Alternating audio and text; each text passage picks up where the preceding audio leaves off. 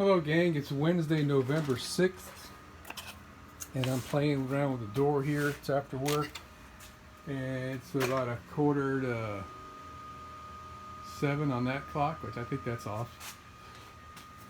So, the lock sets came with, the doorknob lock set came with this little cover, I guess. It goes behind the striker plate. So what you end up with after you mortise out this hole, you have a sealed plastic opening so that moisture and whatnot doesn't get into around the behind this in the hole of the door jamb.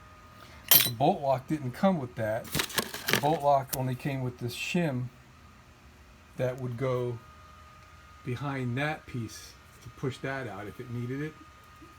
Pretty sure. And then it came with the striker. I guess you call this a striker.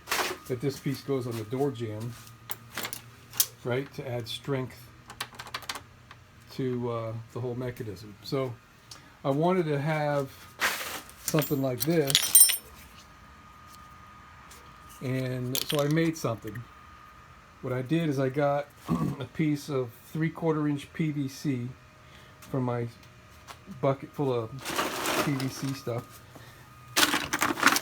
a nipple like this. It was just like that. And then I put it in the lathe and I cut it flat, and then I found a 3/4 inch slip-on cap. So what I did is I put the cap in the lathe and I cut it perfectly flat on its top side, and I had a perfectly flat edge on this piece of pipe. And yesterday I went and took some PVC glue and I just glued these things together, and today the cap was facing up, right, with a hole in it. This surface right here is the inside of the cap. So I put it in the lathe again, and I cut off the whole thing. It was a threaded cap, now I remember, and cut it smooth to the outside diameter. And then I flipped the thing around. I had already bored out the hole in it. Then I flipped the thing around and I cut this side until it matched. You can see the little line there where it's not exact.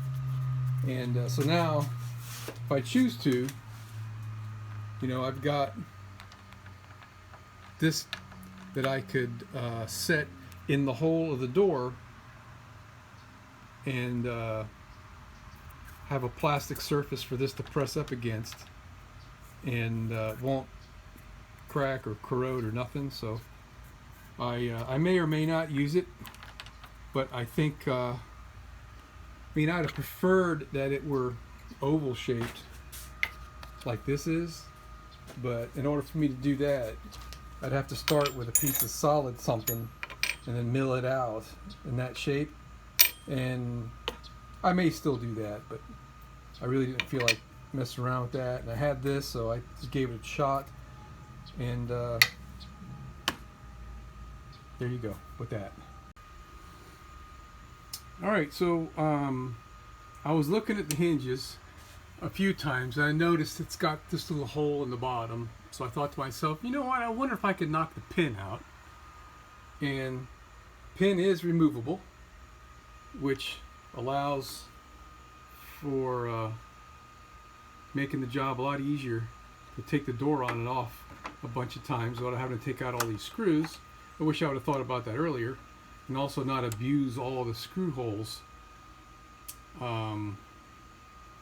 And as far as security is concerned, even if you take the pin out, you still can't pull the door out because the knuckles overlap.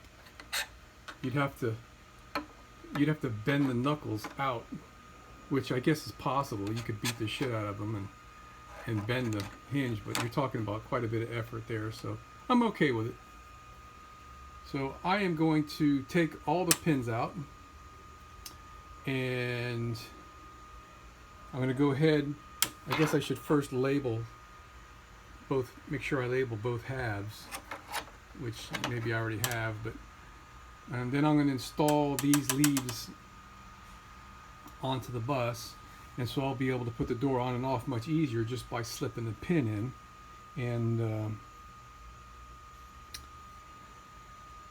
I was planning on transferring these marks. Well, I guess I should also double check my fit one more time, that I got the door where I want it, up and down, right? And then transferring these points onto the door jamb, and I could cut the holes and install the striker plates, which I've got. Just talked about this a minute ago. I've got the doorknob striker plate, I guess you call it a striker plate, and the bolt lock striker plate. I'm still trying to figure out what I want to do with the door seals. I think what I want to do is use these standard home door seals. It's the same ones that I have on the front door of my house. Is it the same as I got? Yeah, it's the same as these right here. So, you know, it's pretty firm. But the beauty of these is it's like a slick, what would you call it? Plastic nylon surface, and the foam is on the inside. So if you look right here, when the door closes, right, it's like sliding in and sliding out.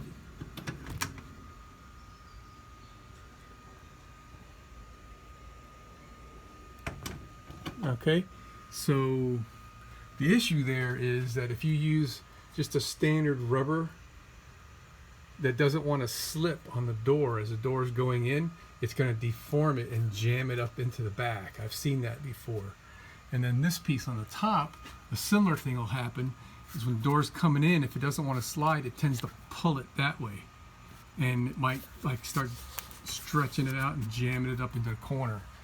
So right now I'm leaning toward these type of seals, but I'm not making any decisions until after I get the door fully installed, and then I start experimenting with how I'll get this installed. Yeah, so I got this scrap piece here. I picked it up at Lowe's for $1. It was a damaged piece in inventory, and they cut me a deal, which wasn't much of a deal. It only cost like $4 for the whole damn thing. That's not deformed, but that's another story. So that's what I'd like to see if I can get done today. And also, I didn't realize that the hole here, the instructions called for an 1 1/8 hole when I was reading the instructions for the doorknob. And the doorknob, it came with a ring, which I don't know where it ended up, this thing. And this has got to do with fireproofing. So if the door needed to be in a fireproof area, single point lock or latch for use with fire rated door. Okay? And I don't care about that. So without this, a 2-inch hole was fine. So I just assumed 2-inch hole. So I blew 2-inch holes in here with my 2-inch hole saw. Right? And I should have done 2 1/8 or whatever this thing. I think this calls for 2 1/8, 50. Yeah, 2 1/8 inch hole.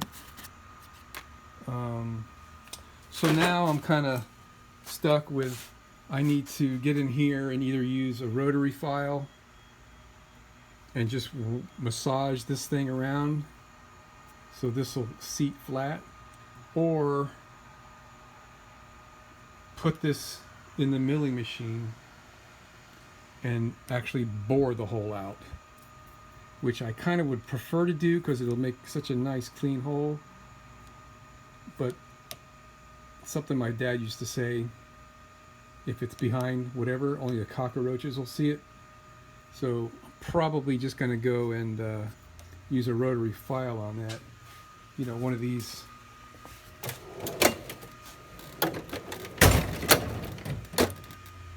rotary burr, something like this. rotary rasp, I don't know what you guys want to call it. And I've got some that are made for wood here. Probably start with this one because it's mostly wood. It's just a 1/16 of an inch aluminum on the surface. So yeah. So here's the doorknob side piece from the door jamb, and to get the door to line up at the top, I need to take off this much material, and it tapers all the way down to nothing at the bottom. So there's a few ways I could do this. I could set my table saw up at the maximum width.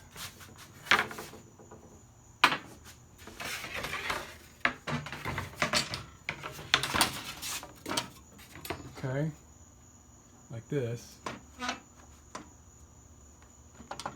right, so where it won't cut anything. And then as I push this through, of course we would want to see the line, right? I just flipped it over. Okay, I'll do you guys a favor here. Probably this is not going to work out to how I'd like to do it. Yeah. Well, I guess it's fine.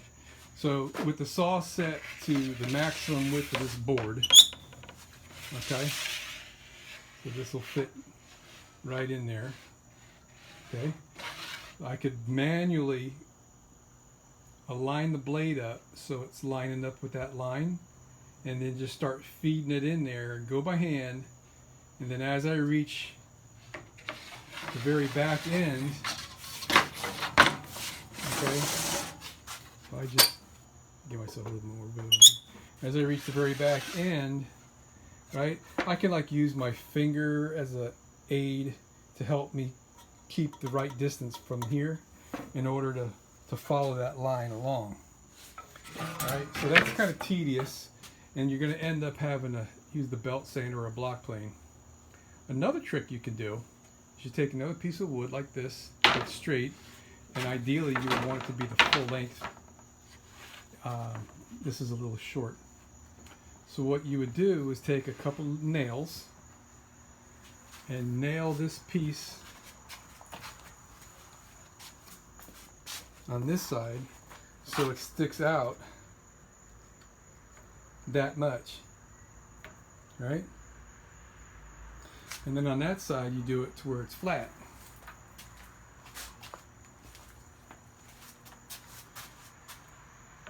And then when you put this thing through, it'll ride up against the fence on this extra piece, and it'll cut that line just as perfectly straight as whatever this piece of wood is. So ideally I would have liked something a little bit wider to give me something more to work with, like a piece of plywood, but the closest thing I've got is that, and I'd have to dig it out from underneath a whole bunch of other stuff up there, and I just don't have the motivation to try to do that. So in order to make sure this was straight, okay, I used this as my straight edge, and you can see it lines up really well. Let's flip it over and double check myself here. Yeah, okay, it's the same both ways. So the way I did that is I trimmed it on the table saw just a hair at a time until I turned it straight. And the way I set it up here is this had a bow in it. I put the convex side on the blade side. So the length of my fence is the tool that's making the cut get straight, because if it's bowed, right, it's going to cut the middle off the middle of the bow.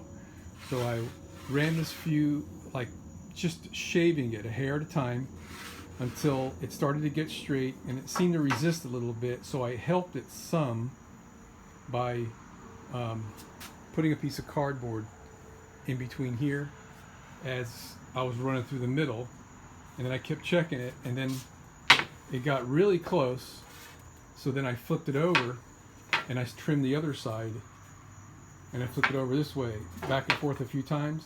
And so now it's like very, very, very close to being perfect. Now, granted, it's got a bunch of bows in it this way, but that doesn't matter because that's not what we're using this for. All right, so we're all set. This was messing with me because of this angle. This is leaning over, so this top edge is sticking out further, sticking out further than the bottom edge. So what I did to combat that is I cut a bevel on this, and to determine how much of a bevel I needed, I put the oak board straight up and down. I raised my blade all the way up, and then I tilted it over until it met the angle that I needed. It was rotated around the other way, okay? And I couldn't remember how many degrees. Oh no, it was this way, that's right. I couldn't remember how many degrees of an angle it was, and then once I sized it up, I remembered by looking at my indicator, it was 4-degree bevel. So then when I got the angle set, I lowered the blade down to just a little bit bigger than 3/4, and I trimmed this. So now when I put this assembly up here against the fence, it's flat up against the fence tier, not tilted. So if you can see what's going on here, this overall width is wider than down there. So as this gets fed through the saw, this is going to get trimmed off on this side. And I'm not going to do it in one shot. I'm going to set the saw width for about the size of this, but maybe a 1/16 or an 1/8 inch smaller. So something like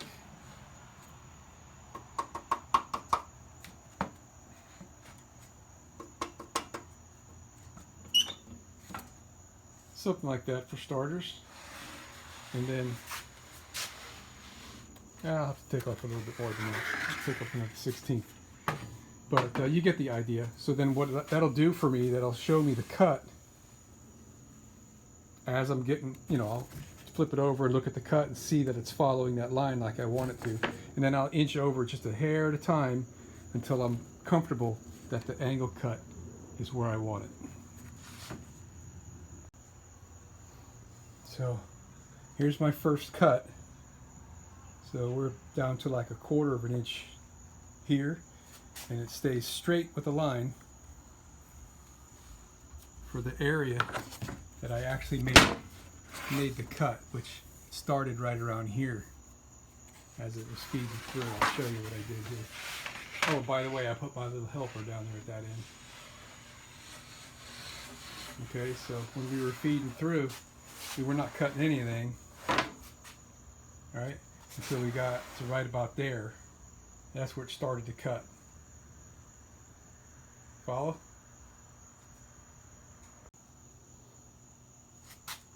I just took off 1/8 of an inch more, all right, and it was starting to cut. If you look, it looks like we got a 1/16 of an inch more to go. And over here, right, about a 1/16 of an inch, about a 1/16 of an inch. This is where it started to cut. So I'm going to go 1/16 of an inch more, and I'm going to call it there.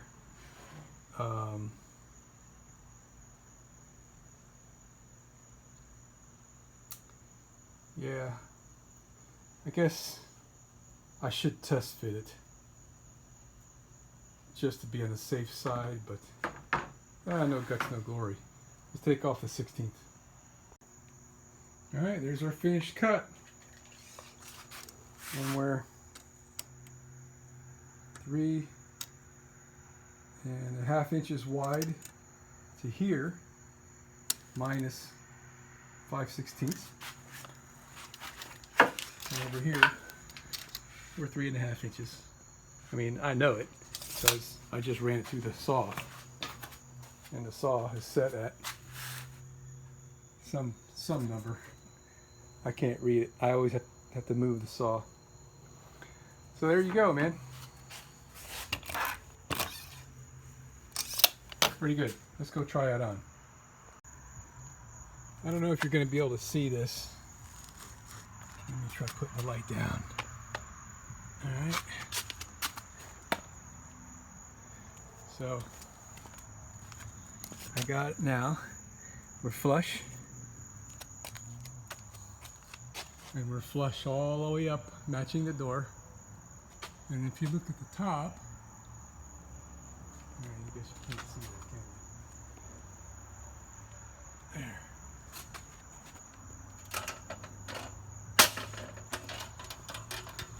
All right. So this piece here is yet to be cut. And you can see the line, right? So this guy is now matching where the line is because we just trimmed it. So I'm going to do the same operation on this guy. And now that I'm looking at it, I think what we'll do is, yeah, we got to take the line off. From nothing on that side to taking the line off on this side. Okay, we're done for the day. It's really dark and I really can't see what I'm doing too good, but so we're equal here from the bottom to the top and across and down. Okay, so I'm going to talk about that more in a minute, but right now this piece of wood is not attached at all in the bottom. There's nothing in it. I used to have a nail in it, but now I just got this piece of wood wedged in there, so it's kind of snug. And I've been tapping it back and forth with a hammer to get it to line up straight with the door. Okay, and it's a hair off. All right, but that's the fine tuning piece of it. I guess I'm moving too fast. All right. The door's got to go in a hair. Right about there. Okay, I guess it is right on the money now, but it's hard to see. And so you know what would help too? I could put this little wedge in there. It makes the door seize up there. Okay. So here's an option that I can do to help with the sealing out of the water thing. I could attach on the top of this something that overhangs over this, be it even a flat piece of sheet metal or maybe some plastic or any kind of weather strip kind of device. So we'll have a seal to keep water out of the crack, and it'll work perfectly on this side, right? And it'll work perfectly across the top. On this side it won't because the hinges are in the way. But the option I have here is I can put a piece of weather stripping in the crack right level with the surface, so when the door closes, it'll squeeze and give me a good solid seal.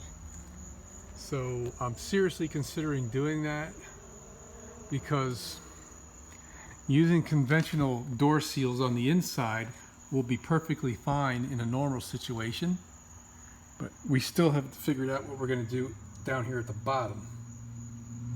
So if I use these external seals, then I can put something here on the bottom that'll just rub right here as the door shuts. I think that'll give me a really good, well-sealed door. I can have seals on the inside as well too, have double seals just like cars do. Oh, it's really coming out great. All right, so what I haven't showed you or pointed out, down here, this little space matches the space on the other side. Okay, and the body is not equal. It's got a tip to it on this side compared to the other, so there's a slight difference from here to here at the very top by the amount of wood that I trimmed off of this piece a little while ago. We come over here, we're about 5/8 of an inch, and over here we're like 13/16, 7/8 maybe. All right, and that's just, there's nothing you can do about that. The door needed to be flat so the glass would seal. So on the inside, it's the same thing. At the top, between here and here, okay, it's narrower at the top than it is at the bottom by that amount of material that I just trimmed off of that piece. And you, from the outside, you can't tell unless you're really looking for it. I mean, it looks absolutely perfect, because who looks up when they're going into a doorway anyway, right? So the most important part aesthetically was that all this, I don't know why my phone decides it doesn't want to focus today, but across here is the most important area for aesthetics, right? So that the door has got a parallel line. Jesus, come on, focus. Oh well, I guess it ain't gonna focus. So the door will be parallel across the bottom edge. All right, so that's the story.